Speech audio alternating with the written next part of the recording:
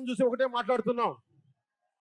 నేనున్నది ఇక్కడ మీకు 10 కేజీల బియ్యం 5,000 రూపాయలు ఇవ్వడానికి కాదు, మీకు 25 సంవత్సరాల భవిష్యత్తు ఇవ్వడానికి, 25 సంవత్సరాల బంగారు భవిష్యత్తు ఇవ్వడానికి.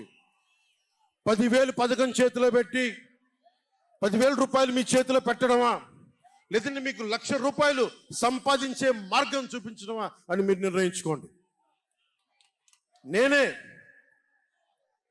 మా అన్నయ్య నాకు యాక్టింగ్ ట్రైనింగ్ ఒక స్కూల్లో పంపించాను. నన్ను సిఎంఆర్ షాపింగ్ మాల్ మన హైట్ నగర్ లో భాగ్యలతా కమాన్ పక్కన ఫిబ్రవరి 29న ప్రముఖ సినీ తారలచే గొప్ప ప్రారంభం.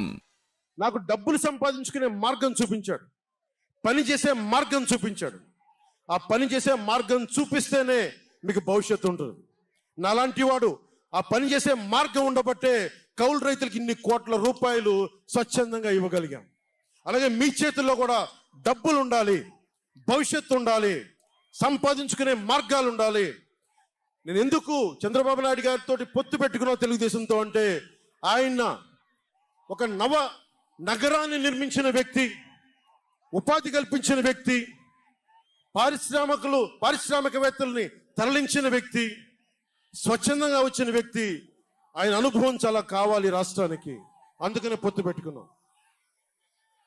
ఇంతమంది యువతున్నారు, కులాల గణాంకాలు తీస్తారు, ఏ కులంలో ఎంతమంది ఉన్నారు, ఎవరికి ఓటేస్తారని గణాంకాలు తీస్తారు. కానీ ఇక్కడున్న యువతలో ఎంతమందికి ఏ ప్రతిభ దాక్కుని ఉంది, ఎంత సమర్థత దాక్కుని ఉంది, వారి ఆస్పిరేషన్లు ఏంటి, వారి ఆశలు ఏంటి, వారి ఆశయాలు ఏంటి, ఏ ఒక్కరన్నా అడిగారా ఈ రోజు దాకా? జగన్ అనేవాడు వచ్చి అడిగాడా ఈ రోజున? మీరు ఓట్లు వేయండి, 5,000 పడేస్తాం, మీరు ఓట్లు వేయండి, మీకు 500 రూపాయలు రోజు పెన్షన్, మీకు డబ్బులు పడేస్తాం అనేవాడే తప్ప మీకు ఏం కోరికలు? భవిష్యత్తుకు 25 సంవత్సరాల తర్వాత మీకు ఎలాంటి ఉద్యోగాలు ఇస్తే బాగుంటుంది, ఎలాంటి స్కిల్స్ ఇస్తే బాగుంటుంది, ఏ ఒక్కనాడైనా ఆలోచించాడా? యువ ముఖ్యమంత్రి అంటే దేనికి? బంధులు పెట్టడానికి యువ ముఖ్యమంత్రి? మీ యువతకు చెయ్యని వాడికి మీరు వెంటబడే ప్రయోజనం ఏంటి? నా అభిమానులకు కూడా చెప్తా ఉన్నాను, నన్ను కాదని మీరు జగన్కి ఓటేశారు మర్చిపోను. ఈరోజున మీరు సఫర్ అవుతున్నారు, నేను కాదు. మీ భవిష్యత్తు కోసం వచ్చే నేను రోడ్ల మీదకి శుభ్రంగా కోట్లు సంపాదించుకునే మార్గాలు ఉన్నాయి నా దగ్గర, యాక్టింగ్ స్కిల్స్ ఉన్నాయి. అన్ని కాదునుకొని ఎందుకు వచ్చారంటే, నన్ను నేలే, మన మనుషులే, మన వాళ్ళే, తప్పన పెడితే నేను 2 చోట్ల ఓడిపోయాను. 2 చోట్ల బాధ లేదు, నిలబడ్డా. 2 చోట్ల ఓటమి బాధ మీకు ఎలా ఉంటుందో తెలుసా? ఒక ఎగ్జామ్ పోతే మీకు బాధ ఎలా ఉంటుందో విద్యార్థికి తెలుసు. అలాంటిది నేను 2 చోట్ల ఓడిపోతే నేను నిరాశ, నైరాశ్యం, బాధ ఉండింది. ఒకటే గుర్తుపెట్టుకున్నా, ట్రైన్లో డర్బన్లో దక్షిణాఫ్రికాలో గాంధీని ట్రైన్లోంచి గెంటి వేయబడ్డ గాంధీ గారు గుర్తొచ్చారు. ఏ ఆటుపోట్లు తీసుకోకుండా మన పార్టీని నడపలేం, అవమానాలు తీసుకోకుండా ముందుకెళ్ళలేం. వారందరినీ స్మరించుకొని వారి స్ఫూర్తితోటి ఈరోజు నిలబడే ఉన్నాం, బలంగా నిలబడి ఉన్నాం, ఒక కంటకొని ఎదుర్కొంటా ఉన్నాం. మీరు చెప్పండి, మీకు కాంటాక్ట్ సర్టిఫికేట్ కావాలి ఉద్యోగాలకు వెళ్ళాలంటే?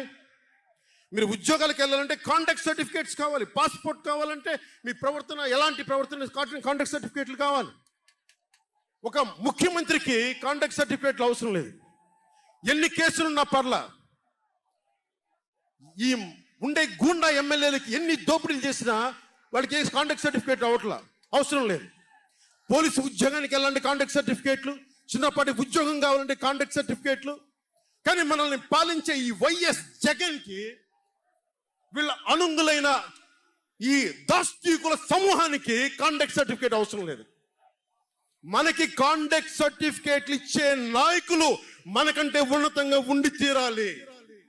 మీరు అలా కాకుండా దోపిడీగాళ్ళని, దొంగల్ని ఎన్నుకుంటే మనమే బాధపడాల్సి వస్తుంది. ఈ రోజున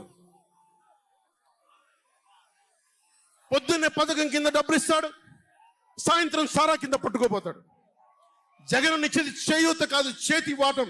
పొద్దున్నే డబ్బులు ఇస్తాడు, పొద్దున్నే పథకం కింద డబ్బులు, సాయంత్రం సారా కింద పట్టుకెళ్ళిపోతాడు. ఎక్కడైనా చూడు, డిజిటల్ పేమెంట్స్ లేవు, మొత్తం సారా డబ్బులు అంతా క్యాష్ డబ్బులు, మొత్తం క్యాష్ డబ్బులు. ఇలాంటిది నేను ఇన్ని రోజుల నుంచి, ఇన్ని సంవత్సరాల నుంచి నిలబడే ఉన్నాం. బాధగా ఉంది, అరే మా నేల ఏమైపోతుందని బాధ ఉంది, కింద మీద పడుతున్నాం. ఏ రోజు కూడా ఎవరిని చేయి సాచి డబ్బులు అడగల, నిలబడి ఉన్నాం. కష్టపడి సంపాదించిన డబ్బులు తీసి పార్టీని నడిపాం. ఎవరున్నారు నా వెనక? మహామహులు ఉన్నారా? నన్ను నమ్మే నా జన సైనికులు, నన్ను నమ్మిన నా తల్లులు తప్ప ఎవరున్నారు నా వెంట? ఎందుకు నిలబడి ఉన్నాం?